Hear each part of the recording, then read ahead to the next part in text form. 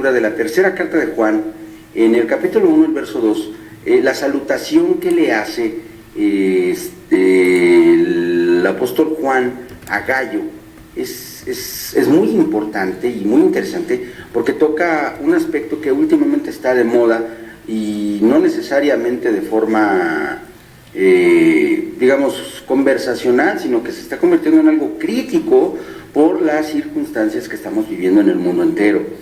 Le dice a Gayo: yo deseo que seas prosperado en todas las cosas y que tengas salud, así como prospera tu alma. Prosperidad. Este es un término tan traído y llevado en los últimos tiempos, en las últimas décadas en la iglesia, que realmente creo que vale la pena que lo analicemos. Y déjeme decirle que en realidad hemos hablado muchísimo acerca de esto, hemos hablado mucho acerca de la prosperidad en el transcurso de estas reuniones de hermanos, reuniones de amigos, reuniones de iglesia que son estos devocionales. Pero hoy quiero centrarme específicamente en el concepto, en el término prosperidad. Porque la palabra prosperidad a nosotros nos suena muchas veces a algo que tiene que ver con el dinero o que tiene que ver con los bienes materiales.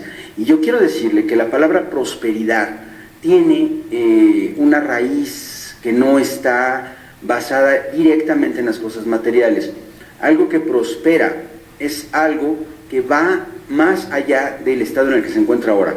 Prosperar es específicamente avanzar o crecer o ir más allá, en todos los aspectos. No se refiere necesariamente al aspecto económico, aunque también se refiere al aspecto económico, por supuesto, pero la palabra de Dios nos muestra en este texto que el centro que importa cuando la Biblia habla de prosperidad es algo que no es necesariamente material, porque Él habla como base, como ejemplo fundamental de la prosperidad del alma de Gayo. Y esto a mí me hace pensar que nosotros tenemos que tener muy clara la idea de que el alma como tal no prospera financieramente. Por lo tanto, entonces tenemos que ampliar nuestra mira, tenemos que ampliar nuestra perspectiva con respecto a lo que quiere decir la palabra prosperidad. Pero vamos a analizar algunos aspectos. Vamos a tomar el del alma. Para empezar, ¿cómo es un alma que prospera? ¿Cuál es la característica que define que un alma está prosperando? Bueno, si prosperidad es avance o crecimiento, entonces nosotros, cuando hablamos de prosperidad del alma, estamos hablando del crecimiento que una persona puede tener en la parte de él que es su yo consciente, porque eso es el alma. El alma es el asiento de la conciencia, de los pensamientos, de los sentimientos, del intelecto. Incluso el alma es el asiento de la fe, porque la fe es algo que nosotros ofrecemos, recibimos, vivimos y experimentamos racionalmente. La fe no es algo que forme parte de la vida espiritual. La vida espiritual es consecuencia de la fe. Amén. Pero la fe está en el alma, porque yo creo. Cuando creo con todo mi corazón, con todas mis fuerzas, con toda mi mente, y así es como debo amar a Dios. Y eso está en el alma. Un alma que prospera es un alma que camina en la dirección en la cual somos cada vez más como Dios quiere que seamos. Amén. Y eso abarca muchas áreas y muchos aspectos de la vida. La prosperidad,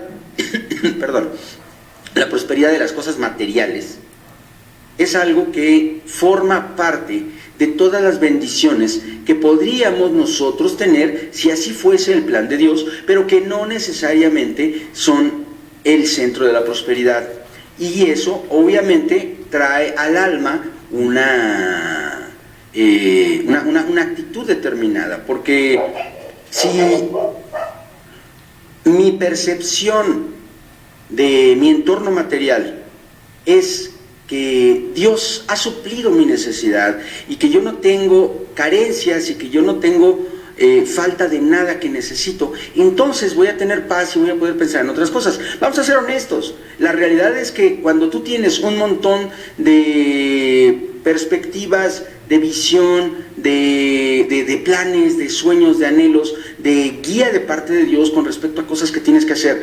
Pero ese día no tienes resuelto qué es lo que vas a comer tú y tu familia. Se convierte en el centro de lo que estás pensando. Eso es una realidad.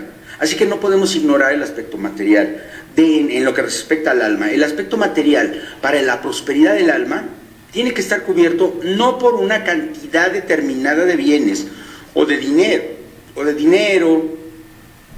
o de perspectivas de ganancia ni nada por el estilo.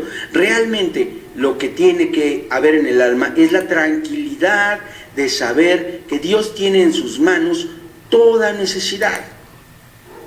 Esa es la prosperidad. Amén.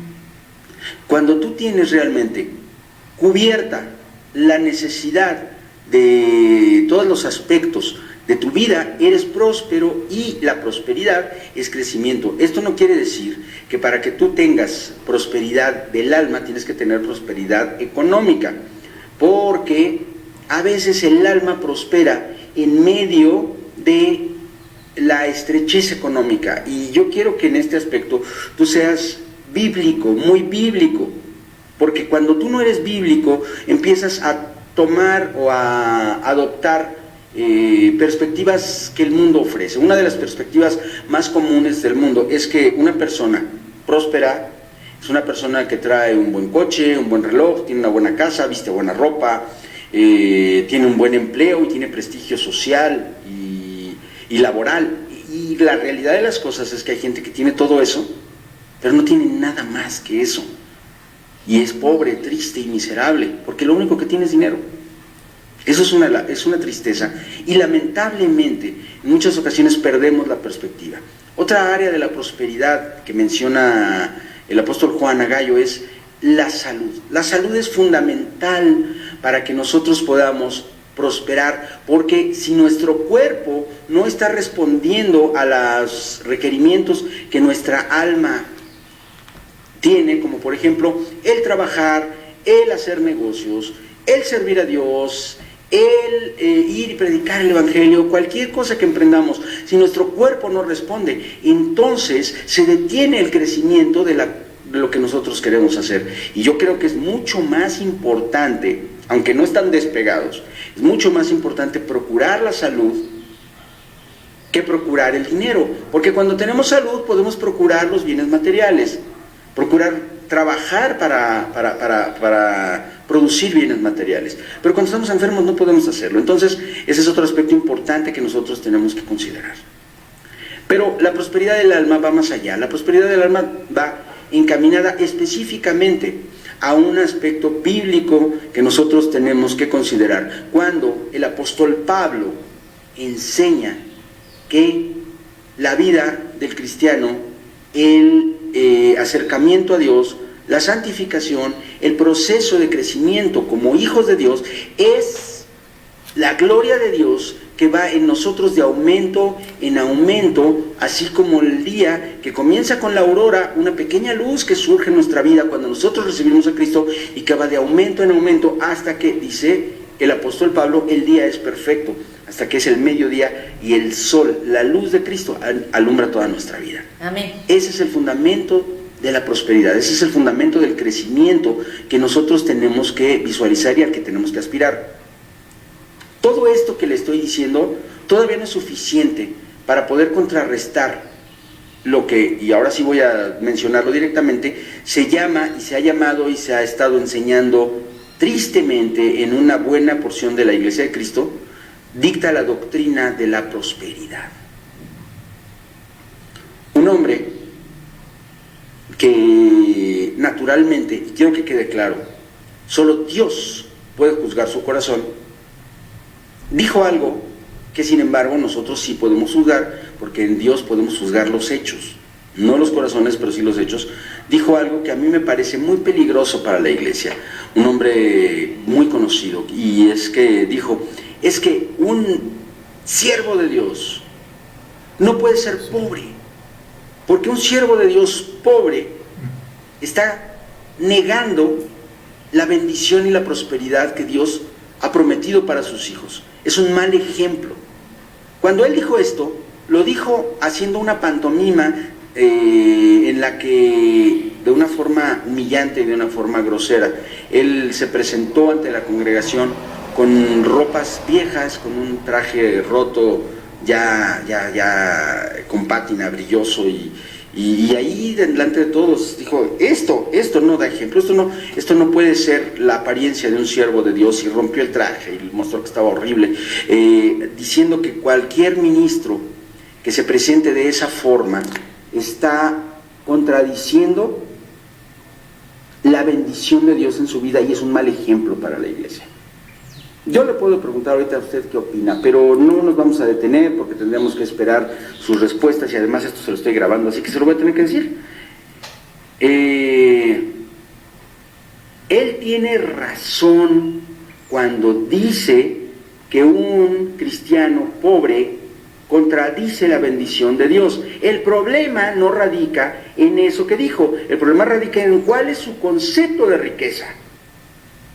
Porque si el concepto de riqueza que nosotros tenemos, el concepto de prosperidad que nosotros tenemos, está íntimamente relacionado con las propiedades materiales, entonces tenemos un serio problema, porque entonces nosotros tenemos que hablar de un apóstol Pablo que en el momento culminante de su ministerio, no al principio, porque al principio él se mostró como un hombre materialmente próspero y rico, pero en la culminación de su ministerio, en la cúspide, cuando ella tenía muchos años ministrando y había levantado iglesias por todo el mundo, él declaró de sí mismo que estaba pobre, que estaba solo, que estaba desnudo, pidió ayuda al punto de decir, por favor, que me traigan mi abrigo, que me traigan mi capote, mi capa, porque hace mucho frío. No tiene dinero ni para comprarse un abrigo. Y usted me va a decir ahorita, ¿acaso que Pablo no fue un hombre próspero en Dios?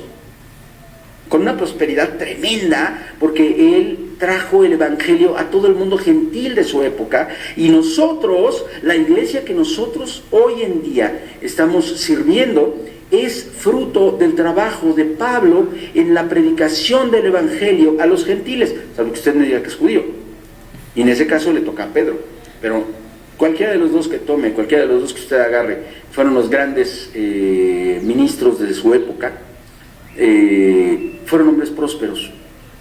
Yo me imagino honestamente que, por ejemplo, el apóstol Pedro debe haber sido un hombre de grandes recursos económicos en su ministerio, porque él fue pastor de una mega iglesia. Él tenía una iglesia totopota de miles de personas ahí en Jerusalén. Ya después la persecución la haya dispersado, eso fue otra época, pero llegó a tener miles de personas, y todos los bienes materiales de esas miles de personas estaban al servicio de Dios. Pero Pablo siempre se mantuvo en su nivel. Él, no obstante su ministerio apostólico, un ministerio que estableció doctrina, que fundó ministerios, que levantó iglesias, él personalmente nunca pasó del nivel de líder de célula. Él siempre fue líder de célula y nunca pasó de ahí, porque sabía que ese era el nivel en el que Dios lo tenía. Él llegaba a una casa, levantaba una célula, lideraba la célula un par de años, durante los cuales él capacitaba a la persona que se iba a quedar a cargo, y entonces, cuando ya se había establecido una congregación sólida, una pequeña iglesia en ese hogar, él se iba a abrir camino, a abrir brecha y a liderar otra célula y empezar desde cero otra vez. Él nunca fue pastor, y mucho menos fue pastor de una gran iglesia. Él era apóstol, era un buen evangelista, un gran evangelista, y su función dentro del sistema de crecimiento de la iglesia fue de líder de célula, y no pasó de ahí, no era lo suyo, pero fue un hombre tremendamente próspero, y prosperó su alma, y prosperó su vida, y sembró increíbles tesoros en el reino de los cielos. Y eso es lo que nosotros tenemos que tener presente. En lo material, ¿cuál es el índice de la prosperidad? Quiero que usted se remonte a lo que hemos hablado, los que me acompañan, a mí, a mi amada, y ahora también a mi suegro, al hermano Jorge, cada tercer día aquí en los devocionales. Seguramente tienen claro, porque yo ya lo he dicho varias veces, que la riqueza es que no carezcas de nada que necesitas. Esa es la verdadera riqueza. Y también hemos hablado de que las necesidades reales son techo, comida, vestido, trabajo, escuela y nada más. Esas son las necesidades fundamentales. Bueno, creo que no me mencioné en la comida, también el alimento, por supuesto. Esos son son las necesidades básicas. Y si de eso no te falta nada, tú puedes considerarte rico, porque hay miles de millones de personas alrededor del mundo que no lo tienen. Miles de millones de personas. Si tú tienes una casa de material, si tú tienes internet, si tú tienes agua corriente en tu casa, si tú comes 3 veces al día, lo que sea, aunque sea frijolitos, perteneces al 5% de la población más rica del planeta. Es en serio. Así que, eso es la prosperidad material. Pero, una vez que está cubierta esa necesidad, entonces nuestra preocupación, aquello que nosotros necesitamos y que queremos construir y compartir, debe ir más allá. Prosperidad en la vida familiar, prosperidad en la vida de pareja, prosperidad en el testimonio de nuestra vida, nuestro negocio o nuestro empleo, no en la ganancia económica, sino en la excelencia de lo que somos y lo que hacemos, y que en cada área de nuestra vida nosotros entendamos que la fórmula de la prosperidad es el texto que se encuentra en la carta de Pablo a los Colosenses, capítulo 3, versos 23 y 24, y dice: y todo lo que hagáis, hacedlo de corazón, como para el Señor y no para los hombres, sabiendo que del Señor recibiréis la recompensa de la herencia, porque a Cristo el Señor servís. Amén. Medita en ello, piénsalo y que Dios te bendiga.